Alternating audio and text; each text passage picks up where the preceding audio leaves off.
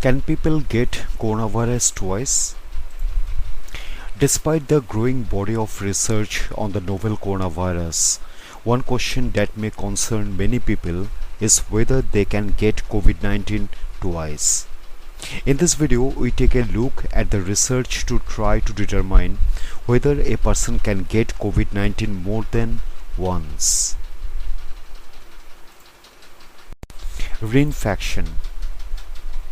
Anthony Fauci, MD, the director of the National Institute of Allergy and Infectious Diseases and Presidential Coronavirus Task Force advisor, believes that people who recover from COVID-19 should develop relatively robust immunity for at least a few months.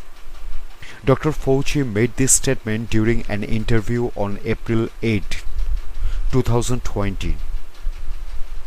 Researchers and public health authorities still do not know how the human immune system responds to SARS-CoV-2 and whether or not people develop long-term immunity after recovering from COVID-19. Fears about a possible lack of immunity arose in response to recent media reports of people testing positive for COVID-19 after previously recovering from the illness. It is difficult to say whether these individuals tested positive as a result of a second infection, while the positivity exists. It is more likely that detectable levels of the virus remains in the body even after symptoms resolve. The authors of a small study reported that 4 people tested positive 5 to 13 days after showing clinical signs of recovery from mild to moderate COVID-19. In a study from the American Thoracic Society, researchers from Beijing collected throat swabs from 16 people with confirmed COVID-19. One person had a false negative result, and half of the participants tested positive up to 8 days after their symptoms resolved.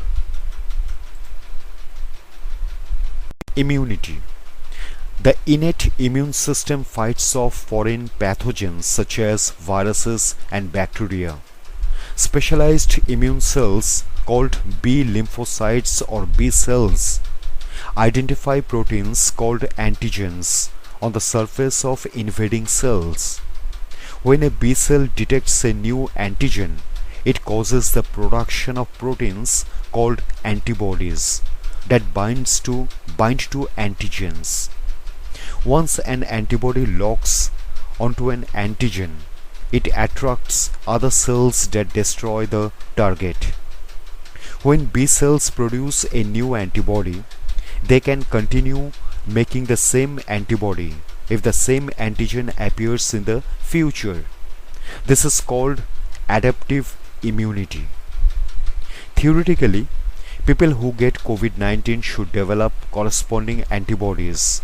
However, it is difficult to say at this stage how these antibodies will respond to a future infection. Immunity offers protecting that extends beyond the individual level. When sufficient individuals have developed an effective antibody response, additional benefits such as herd immunity become a possibility. Herd immunity occurs when a certain percentage of a population develops immunity to an infectious disease. Herd immunity not only protects those who are not immune, but it can also slow down and even stop the spread of infectious diseases. A population can develop herd immunity in one of 3 ways. The majority of the population contracts the disease and generates a corresponding immune response. Many people receive inactive or weak strains of the disease through vaccination. A combination of both ways above occur. Unfortunately, herd immunity will not stop the spread of coronavirus at the moment, as researchers have yet to develop a vaccine. Allowing the majority of the population to contract the virus could lead to hundreds of thousands of deaths. Older individuals and those with chronic health conditions have a higher risk of developing severe life-threatening symptoms of COVID-19. What the research says: herd immunity may not be a safe or feasible option at the moment. However, researchers are trying to understand how the immune system reacts to SARS-CoV-2. Fortunately, it appears that most people who contract a SARS-CoV-2 infection quickly develop antibodies. Researchers from Shanghai released a preliminary study, which has not yet been peer-reviewed, that evaluated the antibodies levels in blood samples from 175 people who recovered from mild COVID-19 symptoms. The majority of participants developed antibodies within 10 to 15 days after the onset of symptoms. However, 10 participants had undetectable antibodies levels.